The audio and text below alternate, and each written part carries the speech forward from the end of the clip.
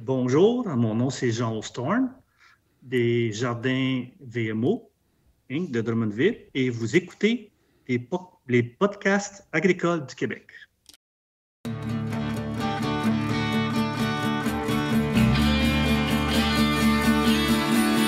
les podcasts agricoles à la vie, comme à l'école, on se parle de bricoles, de choses anticoles. On se parle de tracteurs, y'a les fans, pis les menteurs. On se lève de bonne humeur, pis on compte pas nos heures. Christian Dionne est là. Agricole, agricole, agricole, agricole, agricole, agricole, agricole, agricole. Bienvenue dans le podcast agricole du Québec avec Christian Dionne. Hey, salut tout le monde, j'espère que vous allez bien. Cette semaine, je reçois un producteur de canneberge, M. Jean Ostorn de Drummondville des Jardins VMO. Salut Jean, ça va bien? Oui, bonjour Christian, ça va très bien. Yes. Hey, tu vas, comme ce que je fais comme d'habitude dans les podcasts agricoles, j'aime ça faire découvrir des gens, faire découvrir des productions. Fait que la production de canneberge, je sais c'est quoi, des canneberges. Je sais qu'on met ça dans une dinde dans le temps des fêtes. Mais la production en tant que telle, les étapes et tout, je connais rien là-dedans. À part, ce qu'on sait, c'est qu'ils inondent le champ au moment de la récolte. C'est à peu près tout. Fait que tu vas nous parler de toi, de tes origines, parce que je pense que ça vient pas du lac Saint-Jean, ce nom de famille-là, c'est... Non, Christian, je suis originaire de la Hollande. Donc, mes parents, on est arrivé au Québec en 1974. Je suis arrivé avec mes parents. Mon père avait une ferme laitière en Hollande qu'il a opérée pendant 11 ans. Et par contre, avant ça, il avait déjà travaillé au Québec pendant 8 ans comme bûcheron dans la région de Maniwaki. Ah oui? Oui, et c'est avec cet argent-là qu'il a parti de sa ferme en Hollande. OK. Et il a toujours dit à ma mère qu'il aimerait retourner au Québec. Puis après 11 ans, elle a accepté de dire « OK, on va y aller au Québec. » Petite question comme ça. La Hollande, c'est pas le pays. Le pays, c'est les Pays-Bas. Oui, mais écoute, on dit la Hollande, on dit Nederland, on dit Pays-Bas. C'est des synonymes. OK. Par contre, réellement, Hollande, c'est une province. OK? Il y a Hollande haut, il y a Hollande bas. C'est deux provinces. Mais c'est une définition, ça veut dire Hollande, en français, veut dire Pays-Bas. OK? La définition, là, c'est Pays-Bas. OK. Parce que je pensais, que c'était comme une province des Pays-Bas, mais c'est un peu, tu viens pas du Canada, tu viens du Québec, Ouais, c'est ça. Puis, pour quelle raison? Je sais que ton père, ce que tu disais que lui, il voulait revenir au Québec, parce que en 1974, arrête-moi si je me trompe, mais je pense que c'est avant l'arrivée des Suisses au Québec. Ça se peut-tu? Il y avait beaucoup de Suisses qui commençaient déjà à arriver à ces années-là, mais il y en avait beaucoup plus dans les années 80. Oui, c'est ça. Christian.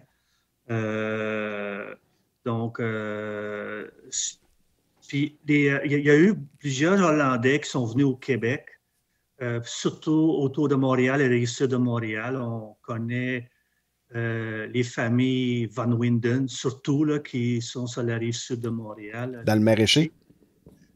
Mais il y en a beaucoup plus. C'est une communauté, dans le temps, c'était une communauté à peu près de 300 familles qui étaient surtout en agriculture autour de Montréal et sur la rive sud de Montréal.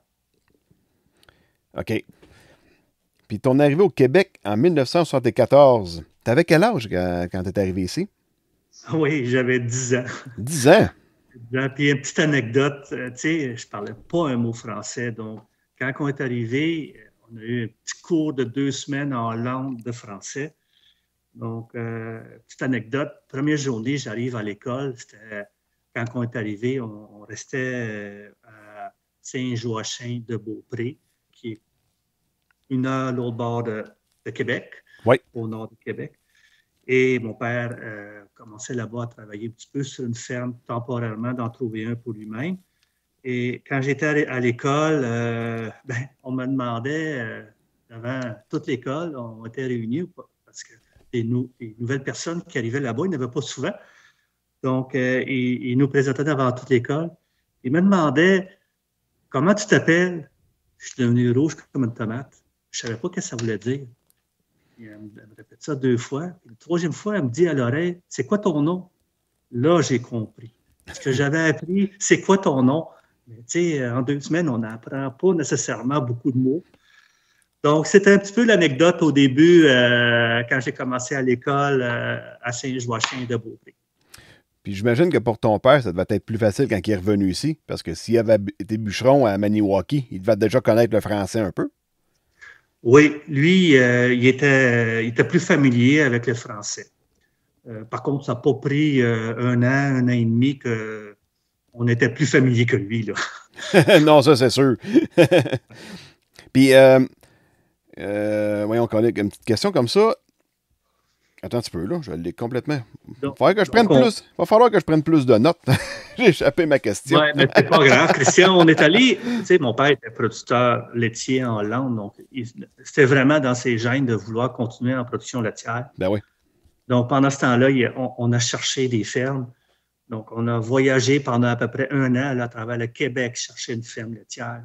Donc, on a fait entre Trois-Rivières, Québec, toute la région, là, entre Montréal et Québec, la Rive-Sud de Montréal. Puis en fin de compte, on a trouvé quelque chose à Saint-Blaise.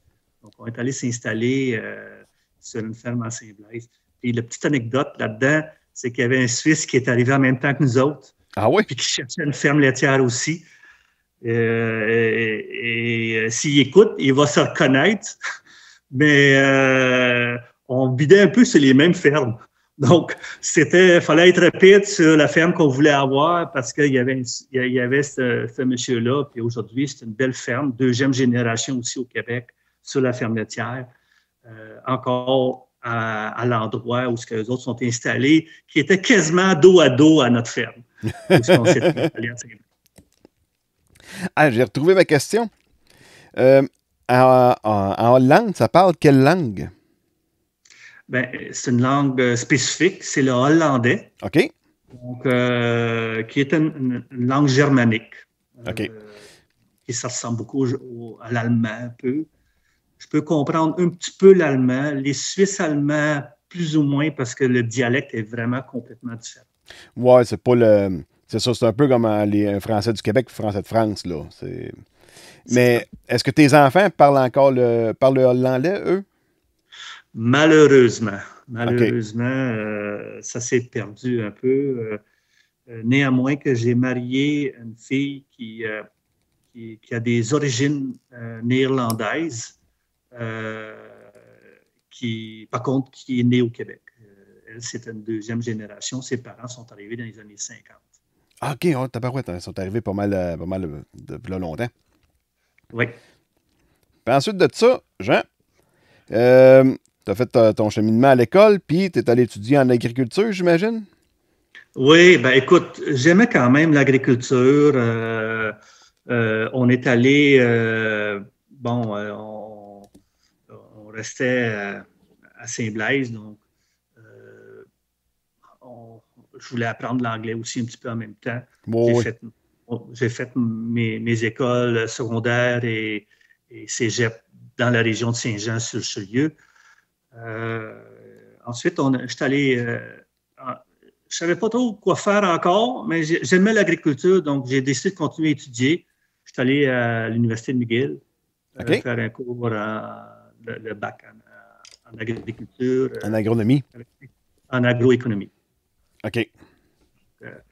Que j'ai fini en 87.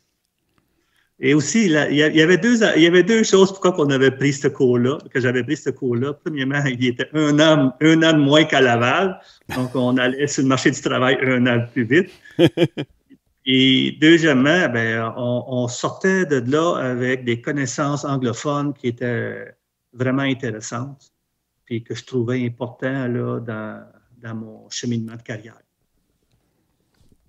Puis, une fois que tu as sorti de l'école avec ton diplôme d'agroéconomiste en poche.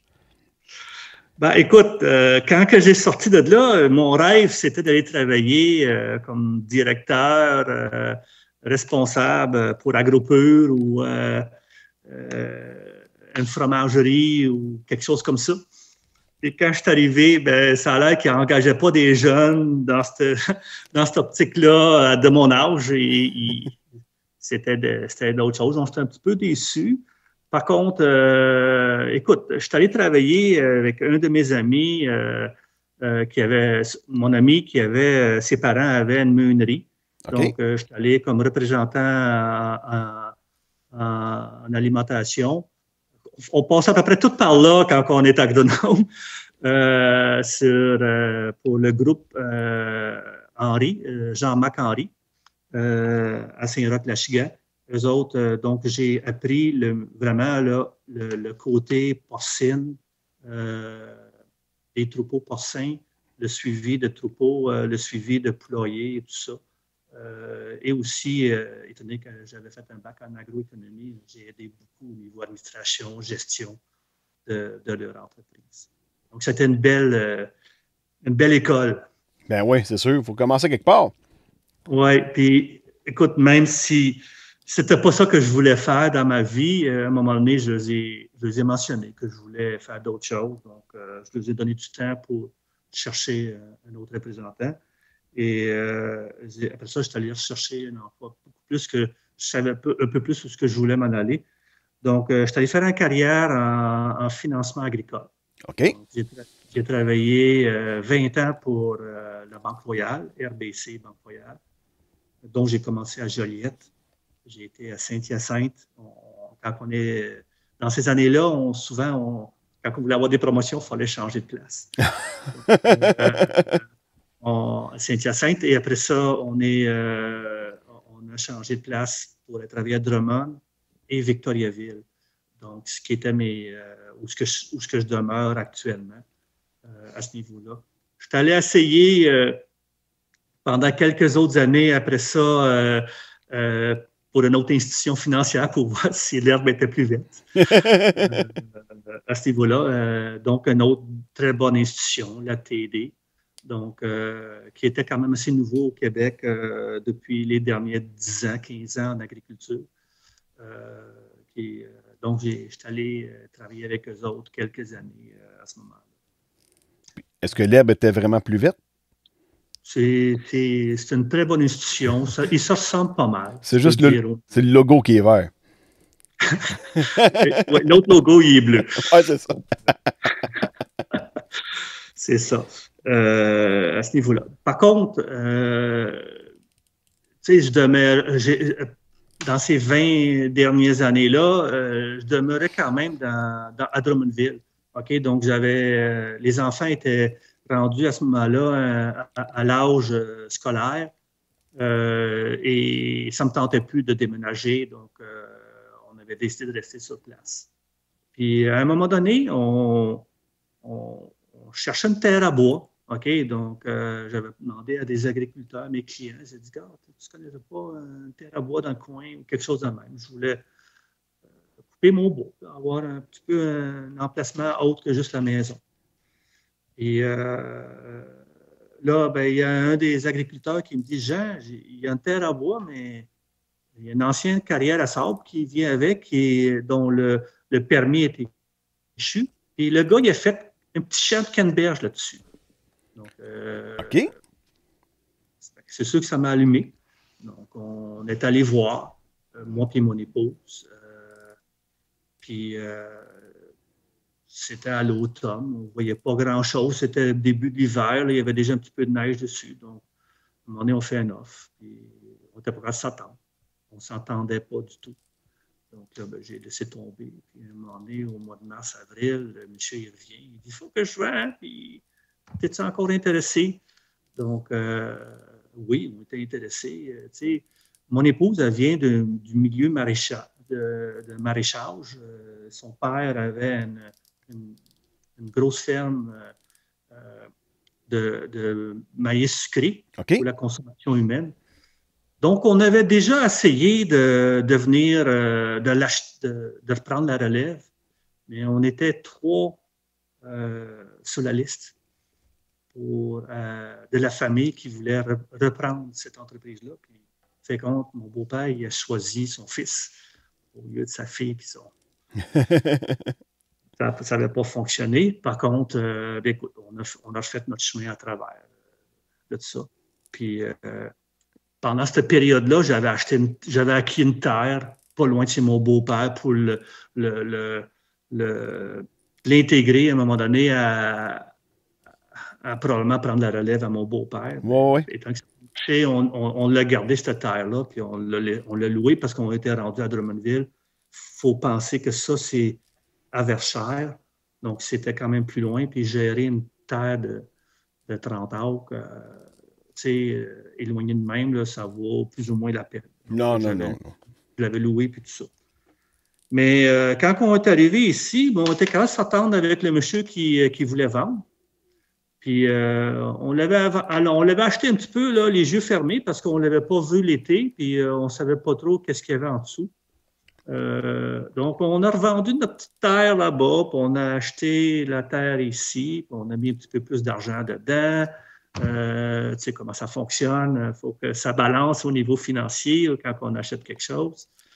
Puis le fait qu'on avait déjà travaillé à l'extérieur, ben, on avait quand même cumulé un petit peu d'argent. À la maison, il n'y avait plus beaucoup de dettes, donc on a pu utiliser ça aussi un petit peu en partant. On ne voulait pas nécessairement trop l'endetter non plus, mais puis on est allé voir la financière du Québec qui nous a aidés à partir ce projet-là.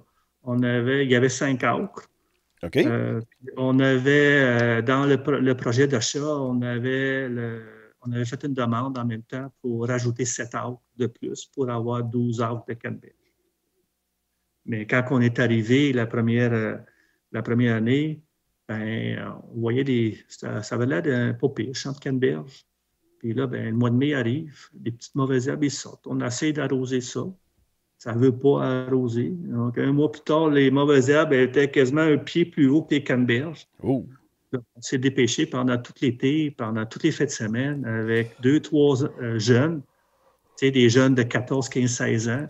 Puis on a arraché des mauvaises herbes tout l'été pour que le champ ait un certain allure.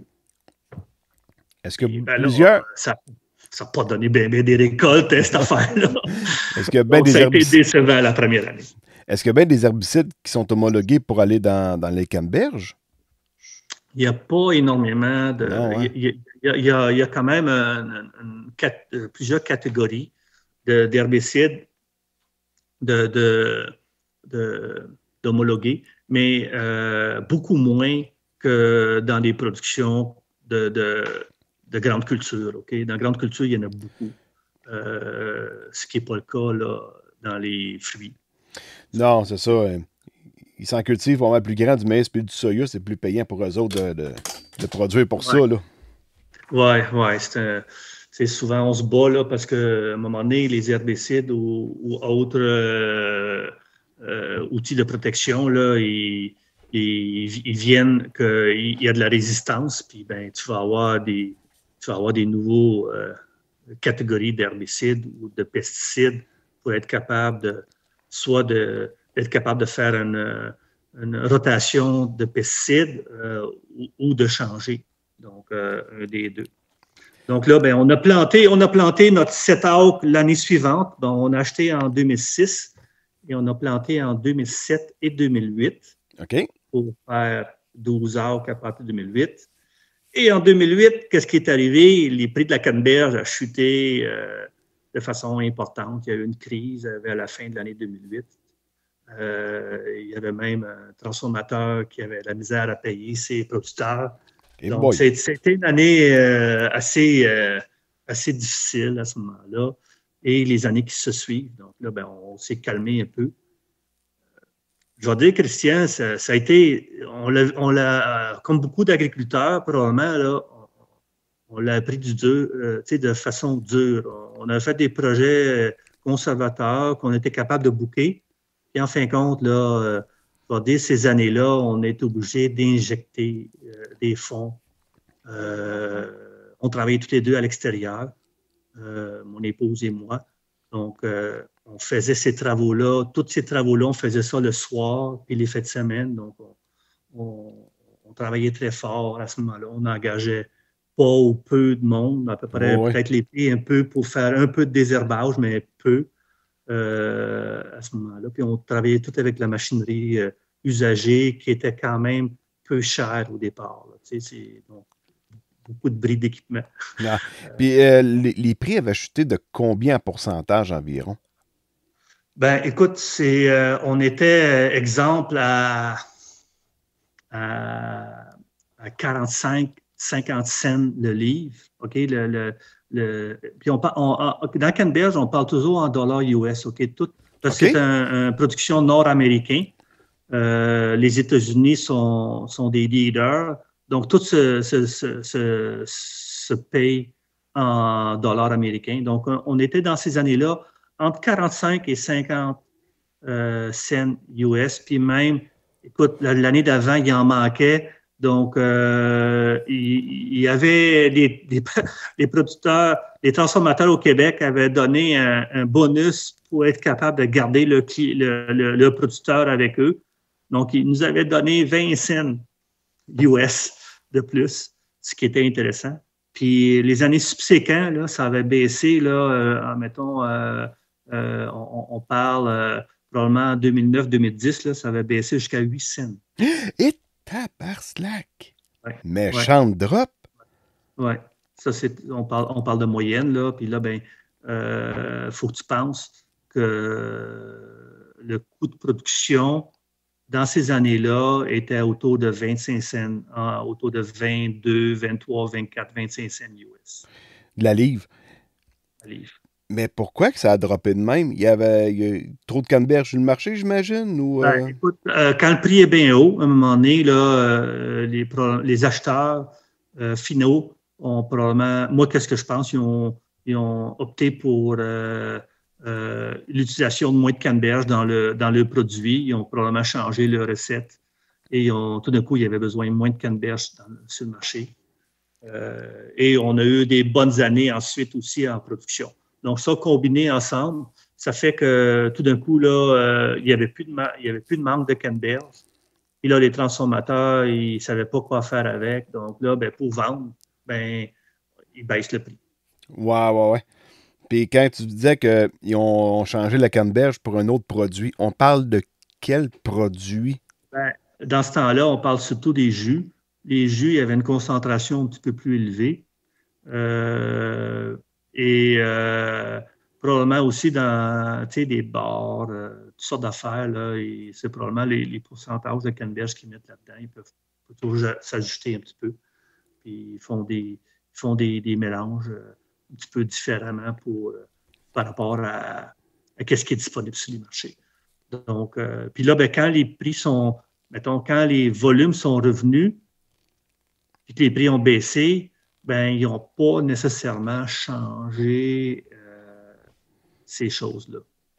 Okay? Donc, ça a pris comme du temps là, avant que le marché se stabilise. Puis là, aujourd'hui, ils sont rendus à quel prix?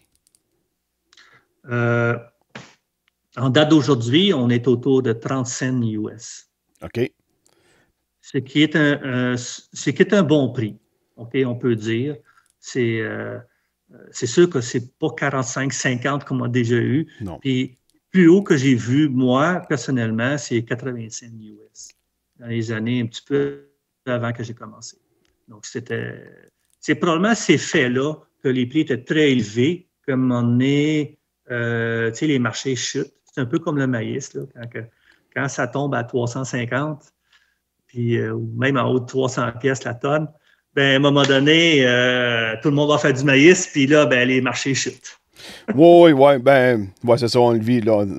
C'est un marché de bourse, là, aussi, le maïs. Oui, oui. Le canneberge, c'est pas un marché qui est à la bourse pantoute, ça, là.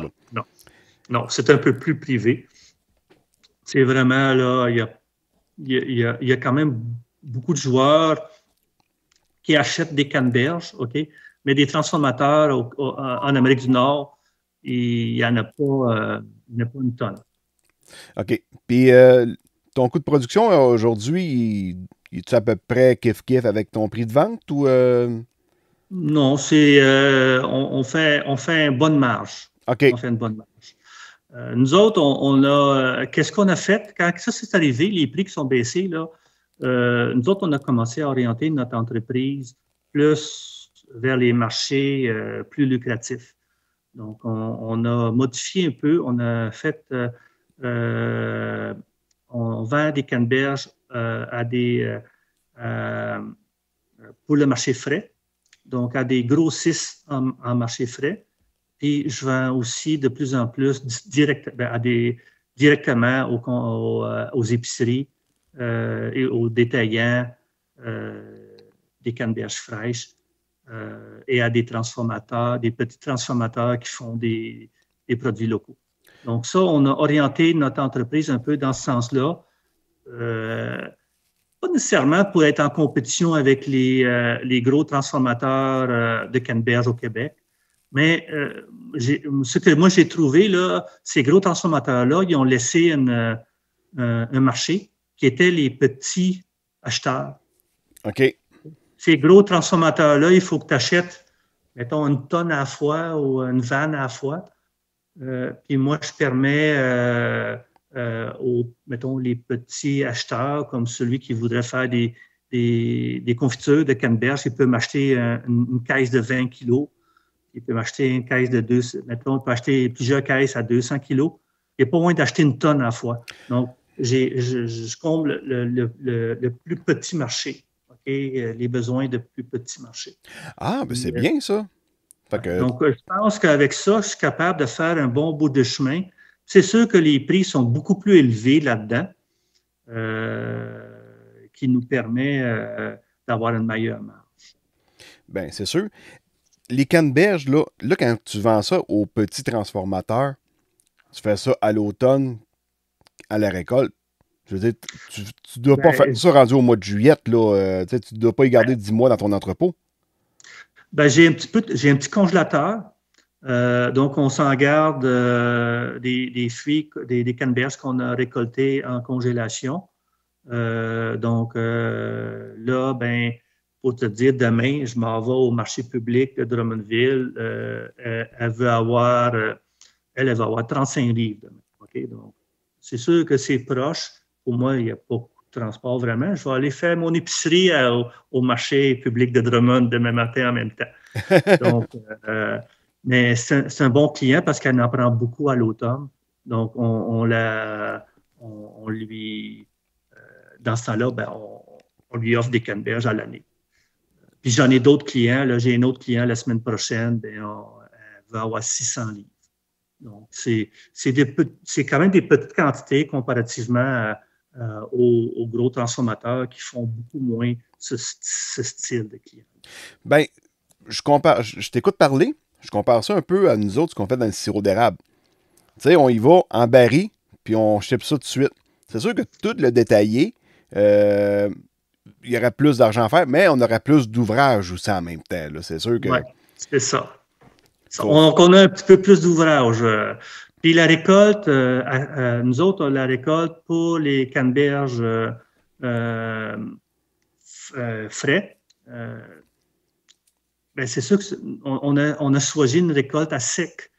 Donc, il y a deux façons qu'on récolte des canneberges, OK? Il y en a plus que deux, là, mais il y en a deux majoritairement. La première, c'est qu'on remplit les champs parce que les cannebergières, ils ont des digues. Oui, c'est tout endigué, oui. À peu près 3 pieds de digues. Donc, on est capable de garder l'eau. La cellule unique, il y a deux temps qu'on met de l'eau dans les champs de canneberge. c'est pour les récolter. Donc, Oui. la journée avant les récoltes, on remplit de l'eau, on les détache. Après ça, on remonte l'eau, on les amène ensemble avec des estacades et on les pompe dans des camions. OK. Et puis là, ça Tu s'en mets, va à la transformation. tu mets un petit peu d'eau, tu passes avec une machine pour détacher le fruit, puis Oui. après ça, tu remontes l'eau pour qu'il flotte encore plus haut. Pour être sûr de ne Oui. pas endommager Oui. le plant, ça? Ou, Non, c'est pour être capable de passer avec des estacades, pour être capable de toutes les ramener ensemble à côté. Sinon, on va courir après les fruits là, partout dans le champ. Non, OK. Sinon, les estacades Donc, vont accrocher dans ouais. le fond du champ. Oui, puis ça n'accroche pas le fond du champ dans ce temps-là. OK. On met à peu près 1,5 pied d'eau, 1,5 pied à 2 pieds dans ce temps-là. OK, avec les estacades. Estacades, ouais. Bon, Et là, ensuite, on va reprendre ça, Jean. On va commencer pour la canneberge au printemps. Qu'est-ce qui se passe? Ou même à l'hiver, avant d'arriver à la récolte. On va commencer comment ça commence, OK? Donc, faut planter des canneberges, OK? Oui. Donc, on les plante. C'est qu'on coupe un ancien champ, OK, qui est de très haute qualité, donc qui a un plant qui est pur et qui donne des bons rendements. Donc, on choisit des champs qui ont cette optique-là et on les étend sur un champ qui est tout nu, qui est préparé. Donc, le champ qui est préparé, idéalement, c'est dans un type de sable grossier où on a un fond qui est quand même, la nappe phréatique n'est pas si loin que ça du sable. Donc, idéalement, une nappe phréatique qui resterait, mettons, à 2 pieds en dessous. Ça prend une glaise qui est proche. Oui, oui. Donc, ça, c'est l'idéal, OK? C'est pour ça que les producteurs, majoritairement, se sont installés sur le bord de la Vin, du côté nord et sud de la Bécancour, dans la région Saint-Louis-de-Blanford, Notre-Dame de Lourdes et tous ces coins-là. OK? Donc, c'est là qu'il y a ce type de sol-là avec le type de glaise en dessous et que c'est idéal. Puis il y a de l'eau proche, OK? Il y a beaucoup de nappes d'eau proche dans cette région-là. Nous autres, c'est un petit peu plus dur, mais étonné que c'était une ancienne carrière à sable, on était déjà plus bas avec cette terre-là, donc la nappe phréatique était facile à ajuster. Donc, on a pu avoir de l'eau à ce moment-là assez proche et on a fait ça dans un sable qui est moyenne, qui n'était pas idéal, mais qui est quand même bonne, OK, pour faire de la canneberge. Donc, on met ça, on les rentre avec des roulettes, OK, on les tape en arrière avec un rouleau, OK. Donc, il reste des petits bouts qui restent par-dessus, OK. Et là, on arrose. On arrose 3 fois par jour. 4 fois par jour, 2 fois par jour, dépendant. On garde juste de l'eau, tu fais irriguer, mettons. Oui. OK, c'est beau. On irrigue. Il y a un système d'irrigation qui est permanent installé dans le sol, OK? Puis il y a un système de drainage partout, OK? Donc, tout est drainé, puis tout est irrigué. Donc, c'est tous des petits sprinklers, c'est à peu près aux 50 pieds. OK, donc c'est le système qui est utilisé au Québec à ce niveau-là. Puis les drains, ça dépend des fermes. Là, ça va entre 10 pieds. Il y a un drain aux 10 pieds, aux 15 pieds. Oh boy, c'est drainé serré. Oui. Donc, l'eau que tu vas te servir pour irriguer, elle peut revenir dans le système de drainage, puis tu recycles cette eau-là. On retourne au lac, on retourne au canal où on prend l'eau.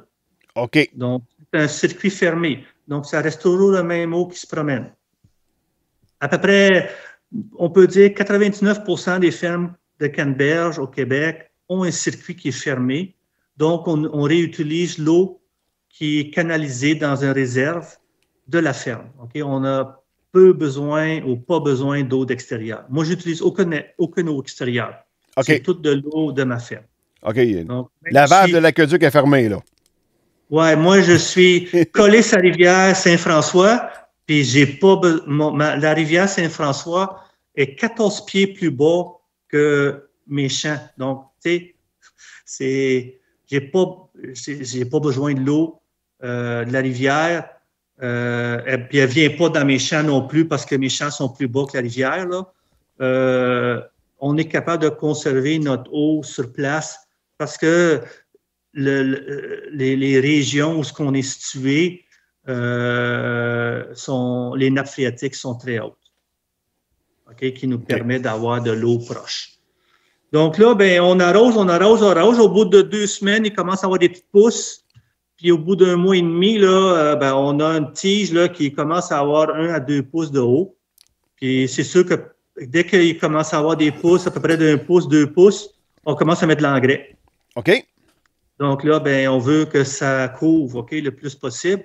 Donc là, on met beaucoup d'engrais. Pour être honnête, là, on en met quand même une bonne quantité pour être capable de couvrir le champ le plus vite possible. Normalement, dans la première année, là, le champ est couvert à 98 %.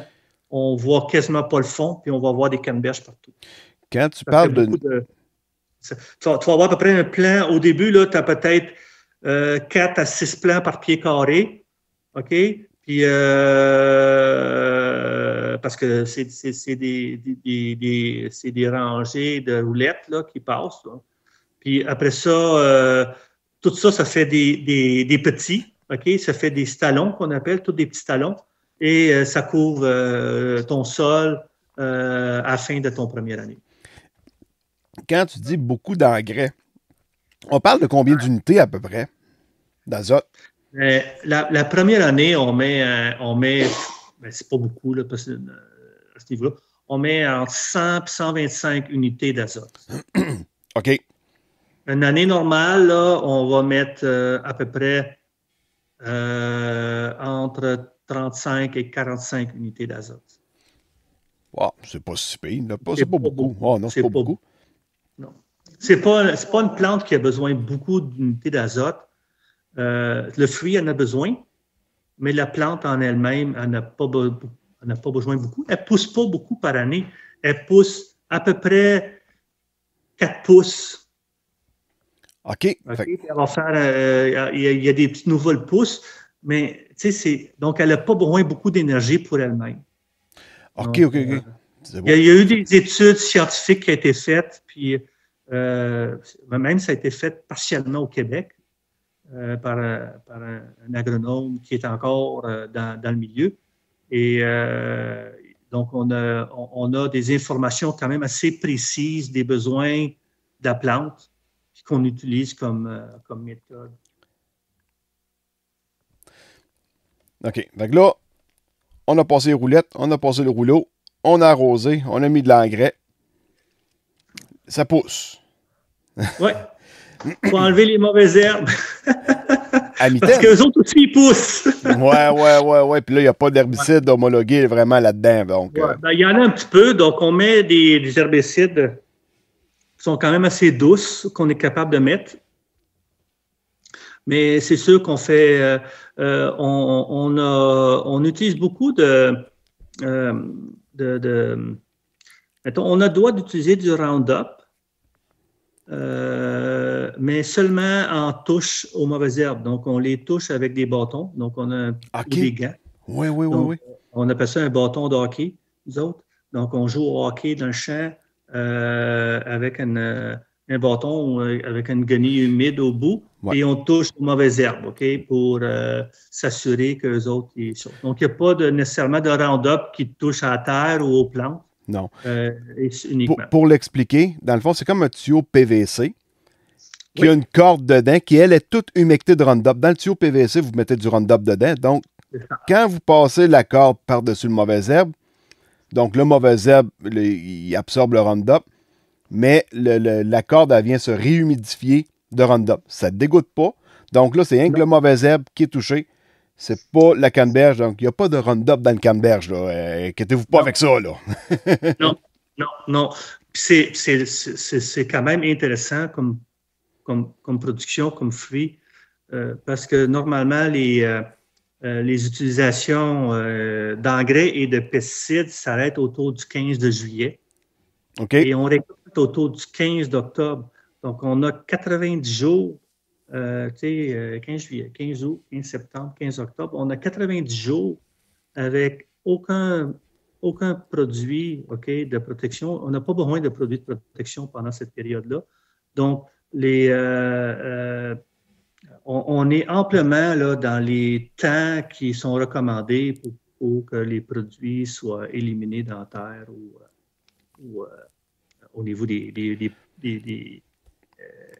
produits de protection qu'on utilise. Dans le fond, Donc, la canneberge est rendue assez gros qui va couvrir le plan. Donc, là, en principe, il n'y a plus vraiment de mauvaises herbes qui repoussent rendu au 15 juillet. Non. Puis, comme tu dis, le fruit, en fin de compte, là, pendant 90 jours, il y a juste de l'eau. Donc, tu sais, il n'y a pas de résidus. Là. Il y a très, très peu de résidus qui restent. OK. Quand que le plant de canneberge devient en fleur, est-ce qu'il fleurit tout en même temps ou ça commence à fleurir, puis après ça, il commence à avoir des fruits, mais il y a des fleurs dans le haut du plant ou Oui.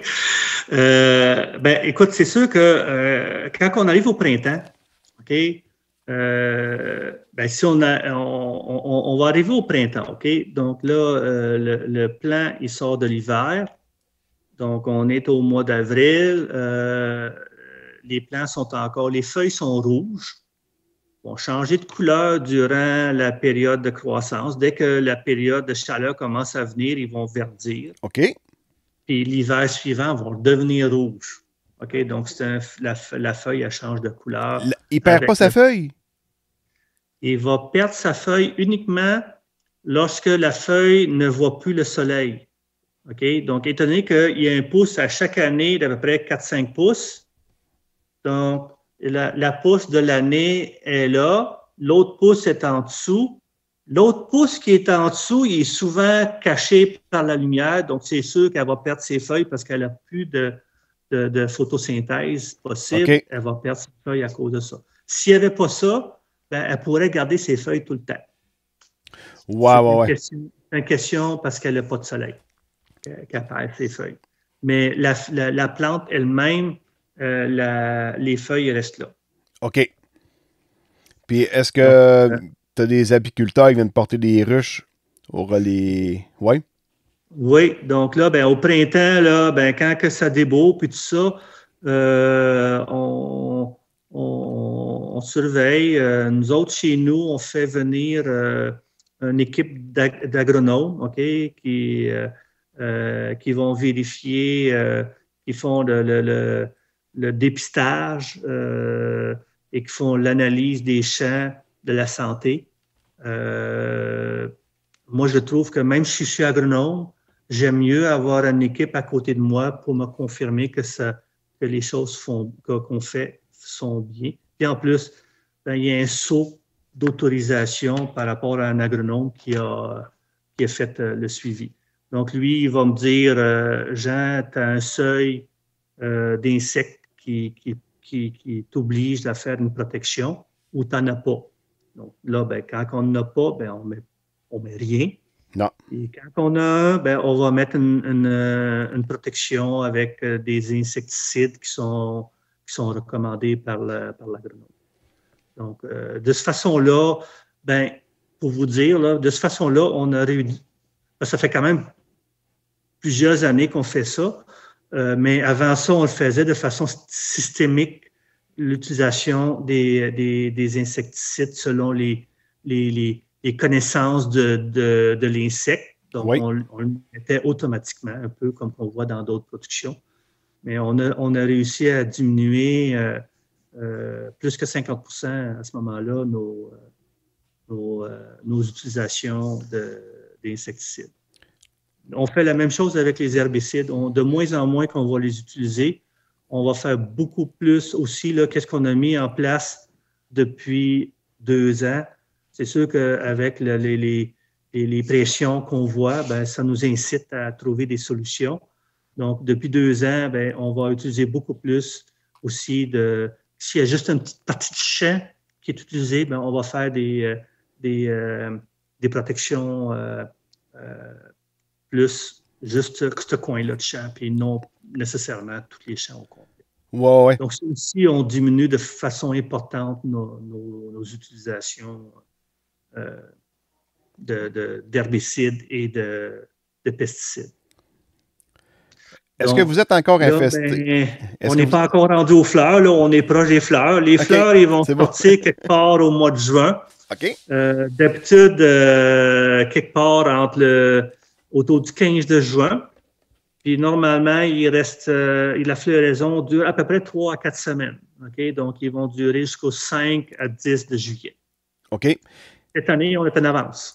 Au moins une grosse semaine, ça a été chaud. Beaucoup au mois d'avril, ça a débourré les plantes plus. Au mois de mai, on a eu du gel. On est obligé de les protéger contre le gel parce que s'ils gèlent, ben, c'est sûr qu'en bas de 0, on va perdre des boutons, on va perdre où est-ce que la fleur est dedans, ou on va perdre les fleurs quand elles sont déjà sorties. Donc, la manière qu'on les protège, ben, on les arrose. Donc, étant donné qu'on a un système d'irrigation permanent dans le sol avec des springs, avec des excuse-moi, l'AV6, un sprinkler, on va les protéger. Ça peut être des nuits complètes. S'il fait 0 à 9h30 le soir, ben, il faut partir du système d'irrigation à 9h30 le soir. Si ça dure jusqu'à 8h30 le matin, ben, ça fait beaucoup d'eau à mettre sur les champs. C'est problématique. C'est pour ça qu'on met beaucoup de drainage. Oui, non, on comprend ça. Comment on comprend ça? Puis les fleurs de la canneberge, est-ce que c'est une fleur qui s'auto-féconde ou tu as des fleurs femelles puis tu as des fleurs mâles? Ben écoute, ça prend de la pollinisation. C'est des fleurs qui s'auto-fécondent, mais ça prend de la pollinisation. Okay? Donc, tu as des stigmates puis des choses. Puis là, il faut que l'abeille elle rentre dedans pour être capable de brasser tout ça. OK. Donc, chez la majorité des producteurs, ben, on va louer des ruches. Okay? Donc, on va faire venir des ruches. Et normalement, ils vont au lac Saint-Jean avant pour les bleuets. OK. Puis quand ils reviennent des bleuets, ils viennent dans nos champs de canneberge à ce moment-là. Moi, je travaille avec le rucher avec qui je travaille. Ça fait plus de 10 ans. C'est la famille La Bonté de la région de Victoriaville qui font les miels La Bonté. OK. Donc, à ce niveau-là. Et chez nous, un peu particulier, étant donné que j'ai une petite cannebergière et je suis tout seul ici, on laisse les ruches là jusqu'au mois de novembre. Donc, il va faire son miel chez nous. La majorité des cannebergières, étant donné qu'il n'y a pas beaucoup de fleurs autour de chez eux et que c'est des grosses cannebergières qui ont des grosses quantités d'abeilles, ben, ils vont les rapatrier ailleurs au Québec pour faire du miel durant le restant de la saison. Normalement, on sort les abeilles entre le 10, autour du 10. La majorité des producteurs sortent autour du 10 au 15 de juillet. OK. Ils vont les ramener ailleurs. Fait que toi, chez vous, sont chez vous jusqu'au mois de novembre. Oui. Donc, c'est particulier. On a essayé ça il y a peut-être 6-7 ans. Ça marchait. Puis là, ben, il le fait à chaque année. Ben, tu es entouré de bois. Entouré de bois. Mais étant donné que je suis proche de la rivière, je suis quand même dans une région un petit peu plus, mettons, à 1500 pieds de chez nous, là, il y a un quartier de maisons des deux côtés. Il y a un camping pas loin de chez moi, en arrière. Puis il y en a un autre. Donc, il y a beaucoup de fleurs dans un rayon de 3 km. Okay? Donc, chez des citadins aussi, mais ailleurs dans le bois, on a une ligne d'Hydro-Québec qui passe par chez nous. Donc, il y a souvent, c'est coupé, puis c'est souvent en fleurs sauvages. Donc, les abeilles, ils ont de la nourriture là, pour être capable de faire du miel là, chez nous. C'est pour ça qu'on les garde. Ben, dans le bois, j'ai eu dans les podcasts Marianne Brière, l'agroforestière, qui, elle, a fait du miel forestier. Donc, ces ruchers sont dans le bois. Les abeilles se nourrissent de fleurs qui sont dans le bois. Il y en a beaucoup aussi, surtout au printemps. Oui, mais dans manière qu'elle parlait, il y a tout le temps une floraison dans l'année, dans le bois. Les floraisons se succèdent. On ne le voit pas, là, mais ça se succède tout le temps. Oui. Donc, c'est pour ça probablement qu'ils les gardent chez nous, puis que, étant donné qu'on n'en garde pas, ben quand même, on a 48 ruches. C'est quand même important. Je vais dire, ça doit bien marcher. Ils sont venus cette semaine, puis ont rajouté une section en hauteur à peu près à plus que 50% des ruches. Quand on rajoute une section, c'est parce que les ruches sont en santé. C'est tant mieux. Oui, oui. Donc là, ben, les fleurs, il faut penser que dans un bouton de canneberge, okay, quand ça repousse, il y a un tige qui sort d'à peu près 4 pouces, à peu près là, 10 cm. Sur cette tige-là, il va y avoir entre 5 à 7 fleurs. Okay. Ils vont sortir sur une période de 3 à 4 semaines. Okay? La première fleur en bas va sortir, puis là, l'autre, puis l'autre, puis l'autre, puis l'autre. C'est pour ça que quand on met nos engrais, ben, on les met en constituant, là, qu'on sait qu'il y a une rangée de fleurs qui sort. Donc, on va mettre des engrais qui sont vite assimilés, okay, par la terre. Donc, on ne met pas d'urée. Ça prend plus de temps. Donc, on va mettre des azotes qui sont vite assimilés et on va mettre ça à plusieurs reprises durant la période de la floraison ou un petit peu après la floraison, quand c'est le temps. On appelle ça la noison, là, quand c'est noisé, quand le petit fruit commence à être petit, pour lui donner assez d'énergie pour que le fruit pousse, okay, qu'il vienne gros. On espère, mettons, idéalement, on aimerait avoir 50% des tiges dans un champ, on aimerait avoir des fleurs. Sur chaque tige, idéalement, on aimerait avoir 2 à 3 fruits. Okay. Si on a ça, on a une excellente récolte au Québec. Et ce qui veut dire à peu près on va avoir une récolte à ce moment-là entre 35 000 livres et 40 000 livres à l'acre. Donc, si on convertit ça en tonnes, 40 000, c'est à peu près 18 000 kilos. OK. Ça fait 18 tonnes. Humide. Sec. Sec? Non, mais une canneberge fraîche qu'on appelle, oui. Donc, à ce niveau-là. Donc, c'est quand même, les rendements sont exceptionnels. Et au Québec, on est vraiment choyé à travers l'Amérique du Nord pour les régions les plus exceptionnelles en rendement. Avec la Wisconsin. Le Wisconsin, qui est aux États-Unis, oui. C'est une autre région qui a beaucoup de producteurs de canneberge. Il faut penser que le Wisconsin est sur le même parallèle que le Québec, mais ils sont en dessous du lac supérieur. Donc, ils ont une température un peu plus meilleure que nous par rapport au lac. Par contre, ils ont des terrains type pour faire de la canneberge sablonneux avec beaucoup d'eau proche puis tout ça, qui est facile à inonder que nous autres. Ils sont 2 fois plus gros que nous autres. OK. Ah oui? On est en général, là, d'une année à l'autre, le Québec est la 2e région au monde où il se produisent le plus de canneberge. Ah oui? Le Wisconsin est le premier, avec à peu près le double. Ah, tabarouette, quand même. Oui, ils sont vraiment en avance. Quand tu disais que tu mettais ton engrais, un engrais qui était assimilable, est-ce que tu y vas avec un engrais liquide ou un engrais granulaire? Nous autres, on va avec des engrais granulaires. OK. Donc, dans le fond, tu dois y aller avec du 27, j'imagine? Du CAN? Pas nécessairement. On va avec un azote ammoniaque. C'est ça. Donc, on mélange ça. Ouais, on va dire les noms précis, là, comme tu dis, mais on va mélanger ça avec du phosphore et du potassium, là, normalement.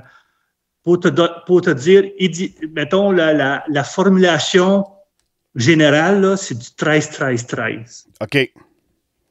OK? Puis là, dépendant chaque champ, ben, on va baisser un petit peu mettons, parce qu'au Québec, on n'a pas le droit de mettre plus que tant de phosphore Tu sais, Ouais. quand on a trop de phosphore dans notre terre, ben, on va baisser notre phosphore. Puis si on voit qu'il manque un peu de potassium, ben, on va le remonter un peu. Donc, à ce niveau-là. Donc, chez nous, c'est 13, 8, 18 qu'on met. Quand que tu appliques ton engrais ou que tu arroses, j'imagine que tu dois te promener sur les digues. Oui, on ne marche pas nécessairement. Le seul temps qu'on marche dans les champs, c'est quand on désherbe manuellement avant que les fleurs sortent. Donc, nous autres, on fait quand même un peu de désherbage manuel pas nécessairement parce que ça coûte 2 fois plus cher, mais moi, je trouve que c'est plus écologique. Et c'est un peu, personnellement, je trouve ça important, le côté là, d'utiliser le moins d'herbicides possible. Donc, on fait du désherbage manuel. Puis, par contre, tout le reste des opérations se font avec avec une machine qui a un bras, OK? Puis que ça ressemble un peu au système Orali. OK, oui. OK? Donc, il y a de l'engrais qui tombe à tous les 5 pieds. Orali, oui. Un distributeur aux 5 pieds jusqu'à la moitié du champ. OK? Puis, donc, on avance. Donc, c'est assez égal qu'on met notre engrais, puis on revient par l'autre côté, l'autre moitié. OK. Donc, on fait le tour du champ. Donc, il y a là un bras rien que sur un bord. Oui. C'est quoi les dimensions de tes, on peut dire, ta parcelle de canneberge? La largeur versus la longueur, c'est quelle... Bien, généralement, les cannebergières au Québec ont une largeur entre 150 et 200 pieds. OK. OK. Pour qu'on utilise des équipements d'engrais où ce que le bras va faire la moitié. Donc, il y en a qui vont faire, chez nous, les 75 pieds.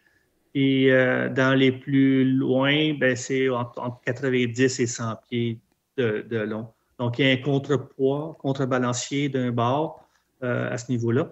Et dans les longueurs, là, dépendant des fermes, nous autres, chez nous, on a différents champs, différentes longueurs. En général, qu'est-ce qu'on voit? C'est 1500 pieds de long. Le type champ normal, là, c'était 150 par 1500. 50. Okay? Donc, ça, c'était le type de champ qui était utilisé. Aujourd'hui, on parle de champ double, on parle de champ triple.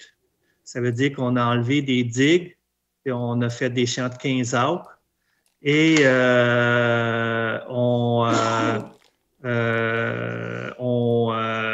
on est capable de descendre dans le champ avec le bras d'engrais et on est capable de mettre aussi de l'engrais en arrière de la machine. Donc là, ben, on a juste 2 roues, puis ça veut dire qu'on gagne du terrain de canneberge. La digue n'est pas 100% non utile. Donc, il y a des canneberges où donc il y a juste 2 traces de tracteur et la machine dans le champ jusqu'à 15 acres. Ça veut dire 3 champs de large. Donc, quand on récolte, ben, on reste plus longtemps à la même place pour récolter. Ouais, puis ça prend plus d'eau aussi. Ça prend plus d'eau. Mais normalement, quand les gens ont déjà de l'eau, ils savent combien d'eau ils sont capables de faire. Nous autres, quand on récolte, on essaie de faire, on le fait en 2 blocs. On a 28 acres qui sont en production. Donc, on a un bloc de 12, puis on a un bloc de 16. Donc, on remplit le bloc de 12 de l'eau, on les récolte. Et 2 jours après, on remplit le bloc de 16 puis on les récolte. Okay, donc, ça dépend. Là, donc, les gens ont quand même les capacités de faire des blocs de champs. Ça veut dire que tous les champs sont déjà à la même hauteur, là. Oui, mais c'est 16 champs, les 16 acres qui sont de même hauteur. Les 12 acres sont à une autre hauteur, là, mais sont la même hauteur. OK. Donc là... Et tu sais que ça prend 3 ans hein, avoir une première récolte. Ah oui? Il faut attendre 3 ans. Donc, quand on plante, là, faut injecter de l'argent pendant 3 ans pour faire les paiements. Il faut arroser pareil, il faut mettre l'engrais pareil, il faut mettre du temps pareil. Donc, c'est au bout de la 3e année qu'on a une récolte, puis ça prend 5 ans avant d'avoir une récolte qui est standardisée, qu'on peut dire qu'il y a une norme acceptable là, au niveau de rendement. Hey, mais c'est comme quelqu'un qui va au casino, met de l'argent, un moment donné, ça va payer.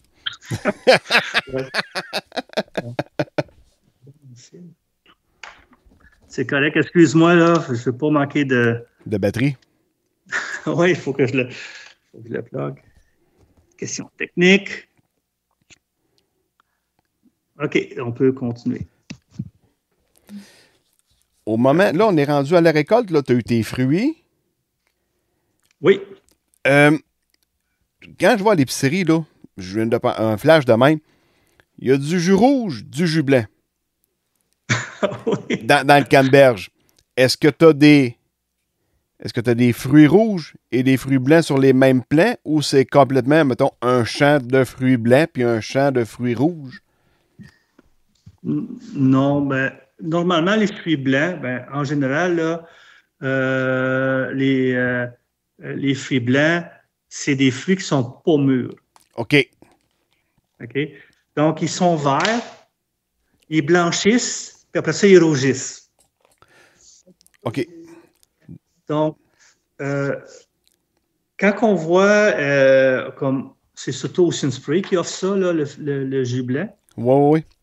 Donc, qu'est-ce qu'ils font, eux autres, là, quand on récolte? Il y a des fruits qui sont pas mûrs, il y a des fruits qui sont mûrs. Donc, eux autres, ils ont une machine là, qui est capable de sortir les fruits qui sont pas mûrs, puis ils les mettent tout ensemble, puis après ça, ils font une concentration pour faire du jus avec. OK.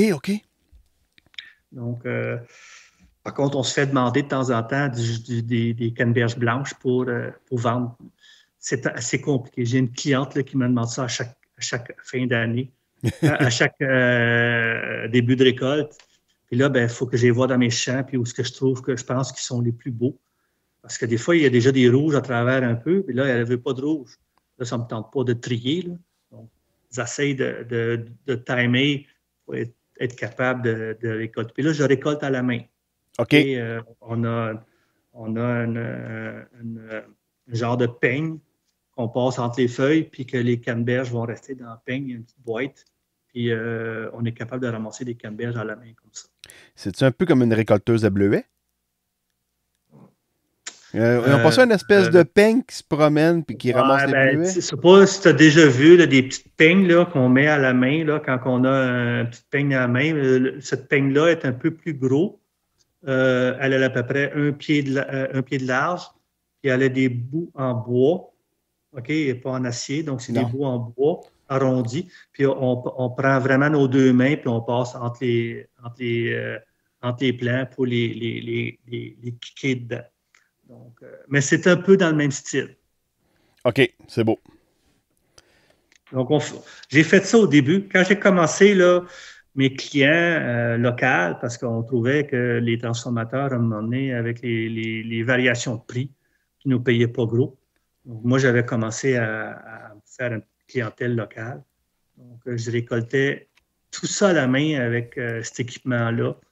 Je faisais pas loin de 10 000 livres, OK, à la main. Eh boy! Ça me donnait... Récolter une journée, là, j'étais capable de faire 600 livres par jour. OK? J'en avais mal au dos. Tu sais, c'était d'ouvrage, là. Tu sais, c'est le sueur au front. Parce que c'est quand même très, très physique, récolter à la main. Donc, j'ai fait ça les premières années. Tu sais, il faut commencer quelque part. Non, c'est donc, sûr. Là, aujourd'hui, on a des équipements qu'on est capable de remplir une vanne dans 2 jours. Donc, ça change un petit peu. Oui. De ta récolte, au total, quelle quantité que tu gardes, que tu vas fournir tes marchands locaux versus que tu vas revendre à un gros acheteur, par exemple? OK. Bien, écoute, c'est à peu près 20% actuellement. Que tu gardes pour toi? Ben oui. OK. Oui. Donc, 20% que je n'envoie pas aux transformateurs. Donc, il y a 80% actuellement, à peu près, là, que j'envoie aux transformateurs. Et 20% dont une grosse partie, à peu près 10% que j'envoie quand même à quelqu'un qui va faire des fruits frais avec. Donc, on vend quand même une vanne complète où on vend quand même beaucoup de fruits en même temps. Puis l'autre moitié, l'autre 10%, c'est vraiment tout en petite quantité, vendu soit à la porte, soit des épiceries, des marchés publics, des épiceries et des petits transformateurs qui veulent faire des confitures ou des choses comme ça, là, des petits, d'autres entreprises locales. Puis, tu as aussi, je pense, une petite boutique à la ferme sur rendez-vous. J'ai vu ça sur ton site Internet. Oui. Ouais, ben écoute, surtout durant la récolte, on vend des canneberges à la ferme. OK. Jusqu'au mois de décembre. Donc, mettons, les gens qui veulent venir, ben, ils peuvent acheter des canneberges fraîches parce qu'on les trie à chaque jour. Jusqu'à Noël, on va trier à tous les jours des canneberges fraîches. Donc, on les récolte tous entre le fin septembre jusqu'au 20 octobre. Et on garde ça dans un frigidaire. Et après ça, tous les jours, on va nettoyer des quantités qui sont demandées jusqu'à fin décembre. OK. Tout trié à la main? Ouais. Le reste s'en va en congélation, qu'on garde pour des clients durant l'hiver jusqu'aux prochaines récoltes pour une petite clientèle qui va avoir des canneberges congelées d'un producteur local. Puis dans les produits que tu offres à la ferme, à part les canneberges fraîches, j'ai vu comme des canneberges aussi séchées. On a des canneberges déshydratées. Déshydratées? Oui, des canneberges séchées, ça prend quand même une usine assez imposante. On ne voulait pas aller dans cette orientation-là. Et on voulait rester un petit peu plus zen. Okay? Donc, on a fait une canneberge déshydratée, donc on enlève juste l'eau. OK. Donc, c'est une canneberge naturelle, 100%, avec ses petites graines, avec toute sa peau, puis avec tout ce qui est dedans au niveau antioxydant. On n'a pas enlevé le jus ou quoi que ce soit. Dans les grosses usines, ils vont séparer une partie du jus, ils vont l'envoyer au concentré, puis le restant, ils vont faire des canneberges séchées avec. Puis les petites graines, ils vont les presser, ils vont faire une petite huile spéciale avec. OK. Donc, c'est juste de l'eau. Ouais. Le jus, il est encore dans le fruit. Oui. Donc, quelqu'un qui prend mes canneberges déshydratées puis les réhydrate, ben, il va recréer 100% la canneberge avec tous ces éléments. Ah ouais? Ah ben Colin, je ne savais pas ça. Puis, j'avais déjà acheté une fois à l'épicerie, justement, un petit sachet de canneberges déshydratées, mais il était à saveur de cerise, me semble. Ouais, moi, j'ai pas aucune saveur. C'est vraiment naturel. OK. Pour faire des saveurs, là, il faut injecter. Puis après ça, il faut sécher. C'est séché à très haute température. Nous autres, tout est déshydraté à basse température. Donc, les vitamines, ils restent vivantes. Okay? Ils restent demeurent. Ils ne sont pas brûlés. Tandis que quand ça a des canneberges séchées, c'est quand même très bon, mais ça passe dans d'autres équipements avec des températures beaucoup plus élevées pour le séchage, pour que ça aille vite. Quand tu dis à basse température, est-ce que tu fais ça dans le fourneau chez vous ou tu as acheté un équipement spécial pour ça? Je le faisais faire avec une entreprise de déshydratation qui est à Drummondville, qui s'appelle Anhydra. Donc, une belle petite entreprise locale. On essaye aussi de promouvoir un peu là-dedans. Puis c'est eux autres qui les ensachent, puis aussi? Non, on les assachait nous autres mêmes. Ah, OK. Ouais. T'amènes les fruits... Eux autres, ils nous amenaient ça en 1 kilo, puis après ça, nous autres, on les remettait en 25 grammes. OK. Puis t'as aussi des canneberges à saveur naturelle de chocolat. Oui, canneberge, ça, c'est un produit qu'on a commencé à travailler avec un collaborateur autour de Montréal il y a à peu près 5-6 ans. Et on travaille avec 3 produits en chocolat. Donc, on prend une canneberge fraîche qu'on a produit spécifiquement pour ça ici, sur la ferme. C'est une canneberge qui est un petit peu plus petite, OK? et un petit peu plus, qui est quand même très bon. Et on est capable, à ce moment-là, cette canneberge-là, étant donné qu'elle est plus petite, quand on met du chocolat, ça ne fait pas une grosse boule, parce que la canneberge est quand même assez grosse. Et donc, on travaille avec une canneberge plus petite. Et on travaille avec 3 saveurs, avec chocolat au lait, chocolat noir, et on va travailler avec un chocolat à l'érable. Ah oui? Oui, c'est un nouveau. Puis on va travailler avec du vrai érable. Donc, il y a du vrai beurre d'érable autour. Est-ce qu'il y en a au marché public de Drummondville de ces canneberges-là avec le chocolat? Ou c'est juste durant un temps?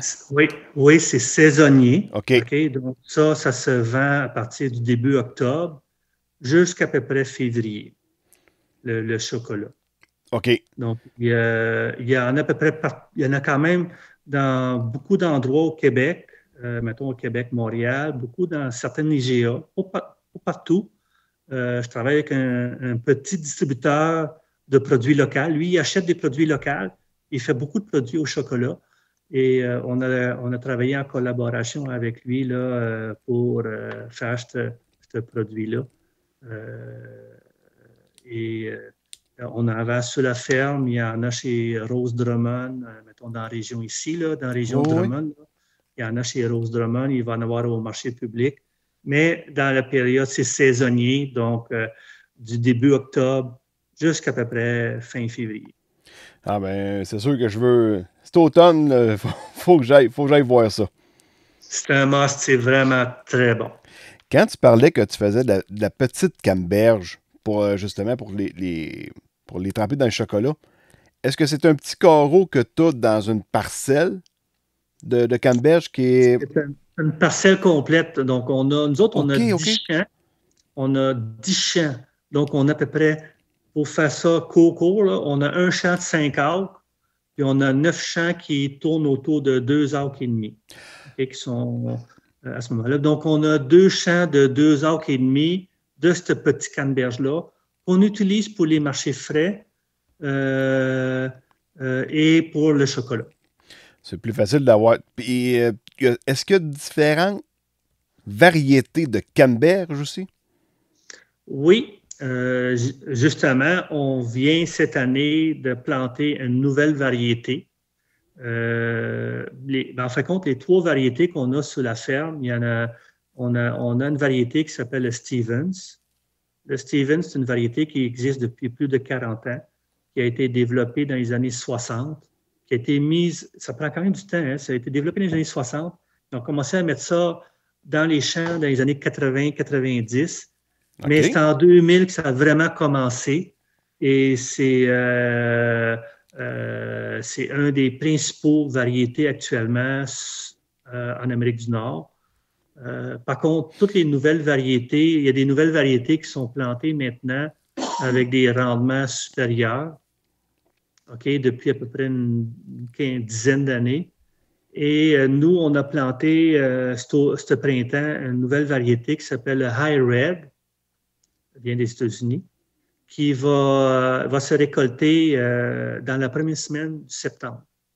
Ah, plus hâtive. Normalement, c'est au début octobre, donc elle va être un mois avant les autres. OK. Donc, justement, pour être capable de faire mes marchés locaux. On veut agrandir cette partie-là, puis on veut commencer plus vite avec les marchés locaux. Ah, ben Colin, c'est bien. Et ça va allonger nos récoltes à sec de quelques semaines. Il faut penser que quand on récolte à sec, il faut qu'il fasse beau. Donc, une journée de pluie, là, moi, je ne peux pas récolter. Non. Arroser non plus. Quand c'est à la rosée le matin, je ne peux pas récolter. Non. Donc, souvent, là, quand il fait beau, il y a de la rosée le matin, ça arrive souvent. Donc, on commence à récolter entre 11h et 1h. Et là, il faut se presser parce qu'à 5h, la rosée recommence. Oui, non, les journées ne sont pas longues. Oui, donc c'est un peu ça qui est pour la récolte à sec, c'est un peu ça qui limite un peu l'utilisation. Donc, beaucoup de producteurs qui font des gros volumes ils vont récolter avec une machine spécialisée pour les marchés frais à l'eau. Okay? Et puis après ça, ils vont les passer dans un séchoir avant des trier. Donc, eux autres, ils vont les sécher. Nous autres, on ne les sèche pas. Ils sont secs, donc on les met en frigidaire sec, puis après ça, on va les trier pour les marchés. Parce que s'il y a de l'humidité sur les fruits, ben, ça peut faire comme n'importe quoi. À un moment donné, la moisissure arrive beaucoup plus vite. Là. C'est ça. C'est, mettons, la durée de vie du fruit va être diminuée de beaucoup. C'est ça. Ben, ma fille avait déjà travaillé dans un petit champ où ils récoltent, ils font des petits fruits, des petits fruits, fraises, framboises, bleuets. Puis c'est ça qu'il me disait. Il disait, arroser, on peut pas rien faire. Là.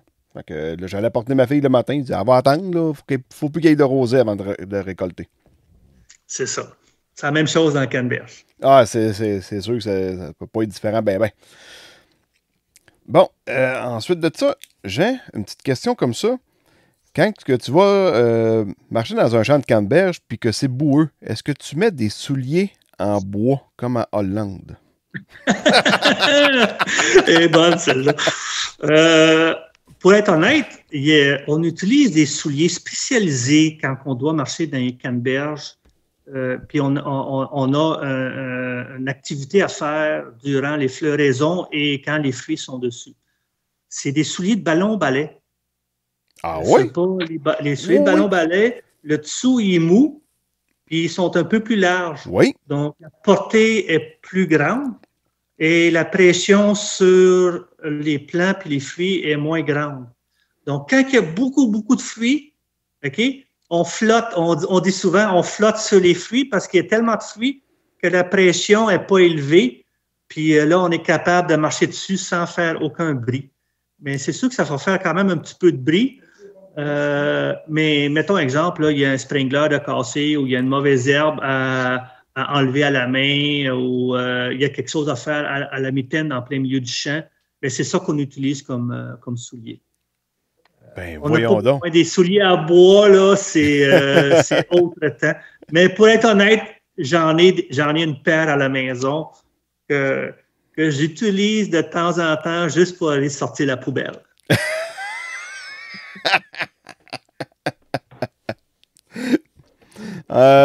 Hey Jean, jardin VMO. Que veut dire VMO?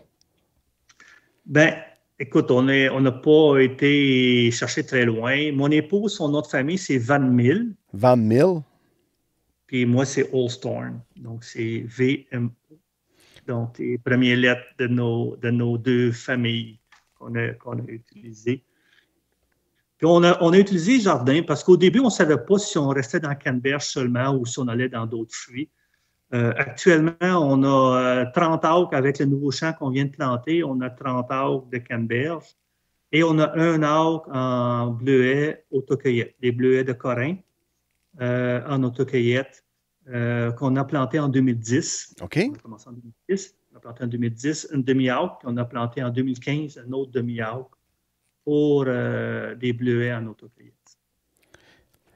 Ça s'en vient, ça, les bleuets autocueillette. Oui. Probablement, on va commencer la semaine prochaine, là, vers le milieu ou fin de la semaine prochaine. Là, ça va être le temps de l'autocueillette qui va commencer. Est-ce qu'il y en a qui ont déjà du chocolat dessus? Ou c'est plus tard? Oui. Le monsieur qui m'achète des canneberges, on travaille ensemble avec les canneberges au chocolat, il fait aussi des bleuets enrobés de chocolat. Mais ils ne prennent pas de moi parce que je ne récolte pas de bleuets, on fait uniquement de l'autocueillette. C'est beaucoup d'ouvrage récolter des bleuets à la main. Oui, ça prend, ben justement, où ce que ma fille travaillait, ils sont rendus avec juste des Mexicains là, pour récolter. Oui, donc on fait tout en autocueillette au niveau de nos bleuets. Les canneberges que tu vas vendre au transformateur, est-ce que tu peux... Les canneberges ou les bleuets? Non, les canneberges. Oui. Est-ce que tu peux vendre une certaine quantité de canneberges à l'avance ou faut-tu que tu aies un contrat de signer avec le transformateur? Tu n'arrives pas à récolte puis tu les appelles, là, c'est qui m'offre le meilleur prix? Là, ça doit pas marcher de même trop. Là. Ben, ça marche un peu comme dans le bleuet sauvage. beaucoup de contrats sont signés d'avance. OK. Et puis ils vont prendre soit une quantité limitée, ou soit qu'ils vont prendre toute ta récolte, ou la moitié. Il y a différentes options qui sont offertes. Puis ils ne te garantissent jamais de prix. OK. Donc, ils donnent des primes, donc ils vont travailler sur des primes mettons, entre différents transformateurs. Il y en a qui vont offrir une petite prime de plus que l'autre, dépendant des périodes. Puis souvent, les contrats sont signés de 3 à 5 ans. OK. Fait que pendant 5 ans, tu peux t'engager à livrer tes canneberges chez un transformateur en particulier. Oui. Donc, ça va dans les deux sens. Tu es attaché à lui pendant 5 ans, puis lui est attaché à toi pendant 5 ans. Ouais, lui, il se garantit d'une certaine forme d'un approvisionnement constant. Là. Et le prix est basé sur un prix par rapport, mettons, si les rendements sont très bons, bien, le prix baisse un peu. Puis si les rendements sont moins bons ou les marchés sont forts en demande, puis qu'il y a de la compétition, s'il y a de la compétition, ben, le prix augmente un peu ou il augmente un peu plus. OK. Donc ça, c'est un peu... comment que je pourrais dire ça, Christian? C'est probablement un peu comme les producteurs de bleuets sauvages. Là, dans les derniers 20 ans, là, il s'est racheté beaucoup de transformateurs. Ils sont partis. Il ne reste que quelques-uns. Puis on voit quand même là, qu'il y a beaucoup moins de compétition là, qu'il y en a déjà eu.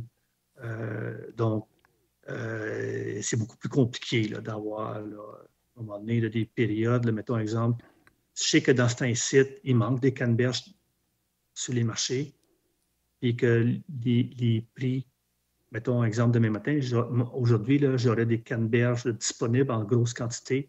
Je pourrais les vendre probablement par rapport à mon contrat là, que j'ai actuellement, je pourrais probablement les vendre 50% plus cher. OK. Okay, parce que le marché il est très fort au niveau du prix de la canneberge pour on appelle ça le spot, là, le prix du jour. Mais il y a des producteurs qui gardent le canneberge, qui vont les mettre dans un congélateur, qui vont les faire nettoyer, vont payer le nettoyage, vont les mettre dans un congélateur, puis qui vont les écouler eux-mêmes, soit au Canada ou en Europe ou en Asie. C'est sûr que quand tu les mets dans un congélateur, le congélateur coûte de quoi faire virer. Oui, c'est un peu comme des silos de grains. C'est un peu comme des silos de grains dans un... tu laisses ton maïs chez quelqu'un, puis que tu payes tant par mois pour un silo de grains. Oui, c'est ça. Sauf que le silo de grains, tu n'as pas besoin de le garder congelé. Là. Non, mais il y a un coût par mois là-dessus. Non, c'est ça. Ouais. Mais j'ai la même chose quand je fais mes produits locaux. J'en garde du congelé, puis à ce niveau-là. Donc, nous autres, notre projet qu'on a actuellement, qu'est-ce qui est le fun, Christian?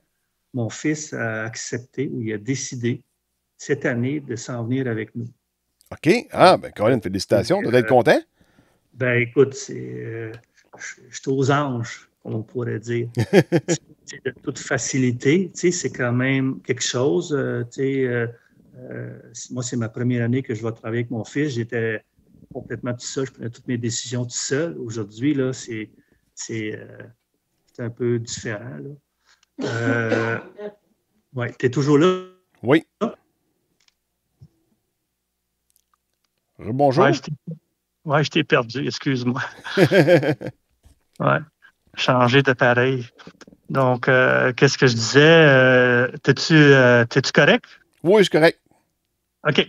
Donc, je continue. Mon fils, il travaillait à l'Agence du revenu du Canada. Il a un bac en comptabilité et il aimait plus ou moins ça. Donc, il a dit, pas, je veux revenir voir si j'aime ça travailler à la ferme, parce que ça faisait un bout de temps. Je disais, écoute, tu sais, à un moment donné, là, moi, j'avais 55, 56 quand j'ai dit ça. J'ai dit, dans 5 ans, là, Ou dans 5 à 10 ans, je vais recommencer à voir la relève. Peut-être que je vais aller voir avec quelqu'un d'autre si toi, tu n'es pas intéressé. OK, Donc, j'ai mis oui. un petit peu de pression. J'ai mis un peu de pression. Puis, elle dit, pas, je veux l'essayer. Donc, cette année, ben, il travaille chez nous. Puis, s'il aime ça, il veut s'impliquer en participation dans la ferme et pour éventuellement prendre la relève. Donc, ça, je suis bien content de ça. C'est sûr que pour tout agriculteur, là, c'est le summum à être capable de transférer leur entreprise à la prochaine génération. C'est sûr. Ça me fait penser, la ferme laitière à Saint-Blaise que ton père avait achetée dans le temps, est-ce qu'il y avait quelqu'un de ta famille qui avait repris la relève de cette ferme-là? Ça a été difficile, Christian. Premièrement, mon père, j'ai perdu ma mère quand j'étais jeune et quand on était sur la ferme laitière. Et mon père s'est remarié. Puis à un moment donné, lui il était tanné, puis il voulait vendre. Moi, je sortais d'université, puis je n'étais pas intéressé du tout à ce moment-là. Puis pour être honnête, la relation de travail père-fils était très difficile. Puis ce qui m'a complètement à ce moment-là de dire à mon père non, ça ne m'intéresse pas. OK. J'aurais pas dû y dire ça. Puis j'ai déjà dit par après que j'aurais dû y dire ben attends, père, continue à travailler, travaille fort, peut-être ça va m'intéresser quand je vais être plus vieux. Et là, aujourd'hui, je suis quand même consultant parce que je fais de la consultation encore en gestion. Oui. Puis souvent, quand je vois des jeunes, je leur dis ça. Si tu aimes ça, puis c'est juste une question de relation avec ton père, ben prends ton temps. Dis là que force-les à garder la ferme, puis trouvez-vous une solution, puis faites cette discussion-là quelques années plus tard. Parce que souvent, avec la maturité, puis le temps, ça permet de régler beaucoup de choses. Puis moi, je pense que ça aurait marché avec mon père, mais beaucoup plus tard, vers l'âge de 30 ans. Mais quand il me l'a demandé, j'avais 23, 24 ans, j'étais pas capable. Non, tu n'étais pas rendu là encore, là. Donc, c'est pour ça que j'avais quand même toujours eu cette feeling-là d'avoir être entrepreneur. Donc, c'est sûr que qu'en 2006, on a démarré un projet de cannebergière. On avait commencé, tu sais, avec 5 acres, là. Première année, 10 000 piastres de revenus bruts. Aujourd'hui, 15 ans plus tard, on a monté ça tranquillement. On a injecté de l'argent. Puis là, on commence à bien vivre de ça. On est capable de vivre facilement, mon fils et moi, de ça facilement. Puis avec un chiffre d'affaires qui oscille entre 400 et 500 000. Belle progression. Oui. Puis on a nos objectifs pour les prochains 5 ans, c'est d'être capable de vendre à peu près au moins 50 % de notre volume dans les marchés locaux, nous autres mêmes, au lieu de les envoyer aux transformateurs. Puis on pense qu'on va être capable de rajouter encore un peu de la bonne... Ce sera quand même un projet qui va nous aider là, à payer notre ferme un peu plus rapidement. OK. Ben, c'est parfait. C'est bien parfait. Est-ce que tes ventes localement, est-ce qu'ils ont augmenté, j'imagine, un certain pourcentage à chaque année? Oui, et beaucoup depuis la pandémie. Ah oui? La pandémie, on dirait que les gens ont vraiment chose. Donc, autant là qu'il m'en a manqué. Au mois de décembre, il m'en manquait déjà. Donc, j'ai appelé un de mes transformateurs où j'avais vendu des canneberges. J'ai demandé si je pouvais revoir mes canneberges. Ah oui? Ils les avaient encore. Donc, ils n'avaient pas utilisé encore. Donc, j'ai racheté mes canneberges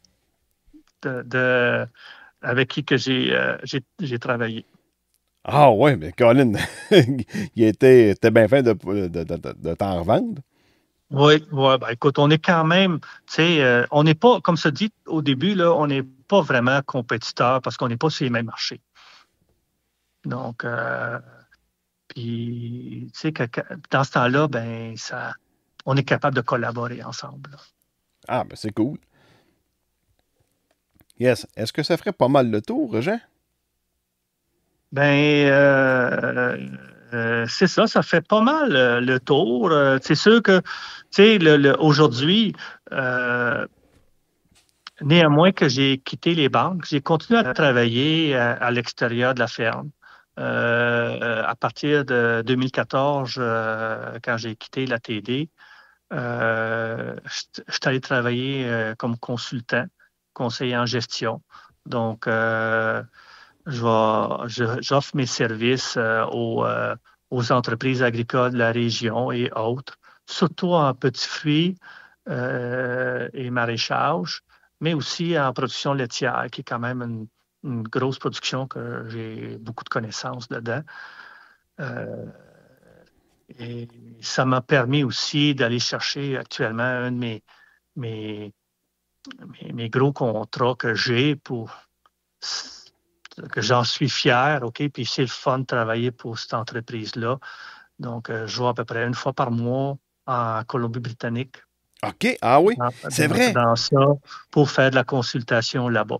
C'est vrai, quand que je t'ai contacté la semaine passée, t'étais justement à Colombie-Britannique, là, dans une C'est ça. cannebergière.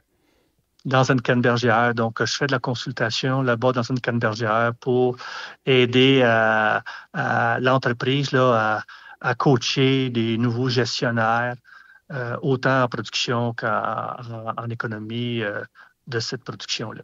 Puis en Colombie-Britannique, est-ce qu'on a les mêmes défis qu'ici? Je veux dire, il fait froid au mois d'octobre ou...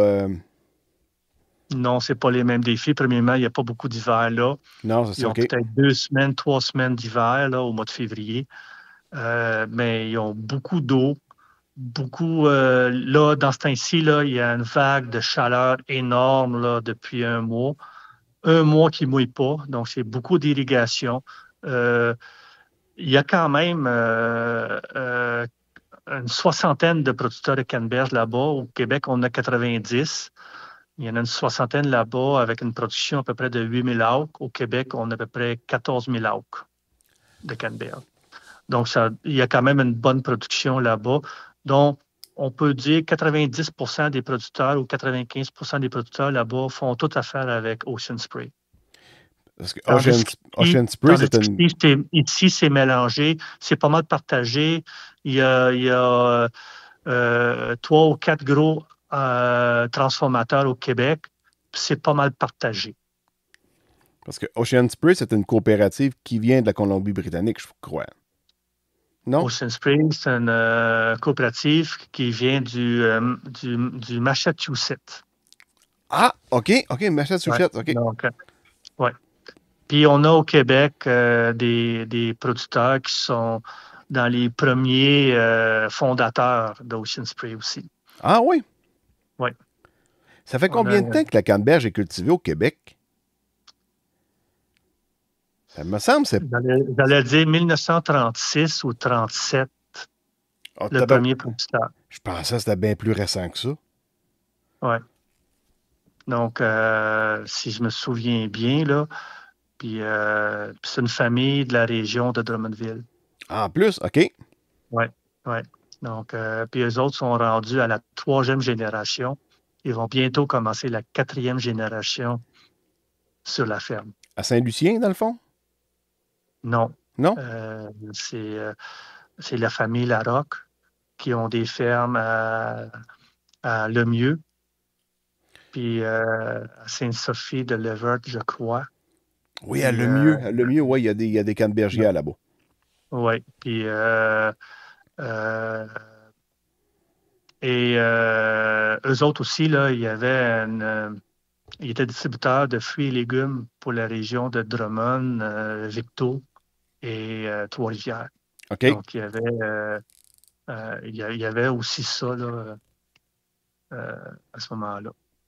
Donc, ils sont encore très actifs là, dans la production de canneberge. Là. Ah, OK. Ben, c'est bien. C'est bien. Oui. Donc, eux autres sont je crois qu'ils sont dans les fondateurs de Ocean Spray. Si je me souviens bien de mon petite histoire de la Canneberge. Ah, j'étais sûr que ça venait du Colombie-Britannique.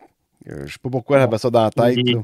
puis pour te dire, le deuxième producteur de Canneberge, il a commencé dans les années 80. Puis Au après Québec. ça, il y en a eu plusieurs qui se sont suivis. C'est là que ça a vraiment commencé. OK. C'est ça. Fait que, dans le fond, c'est...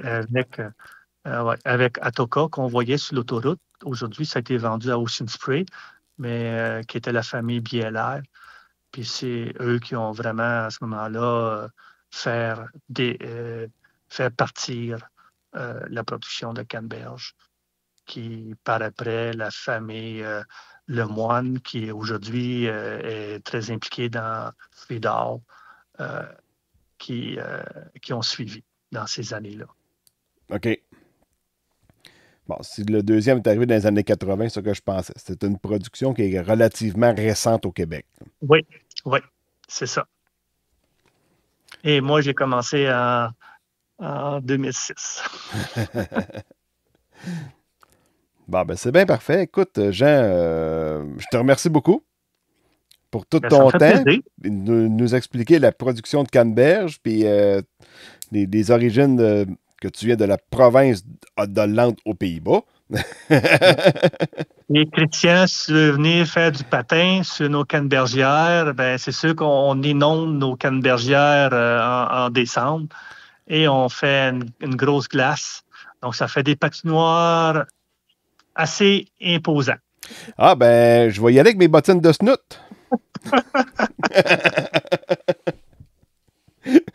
Donc, un gros merci encore une fois, Jean, pour ton temps. OK.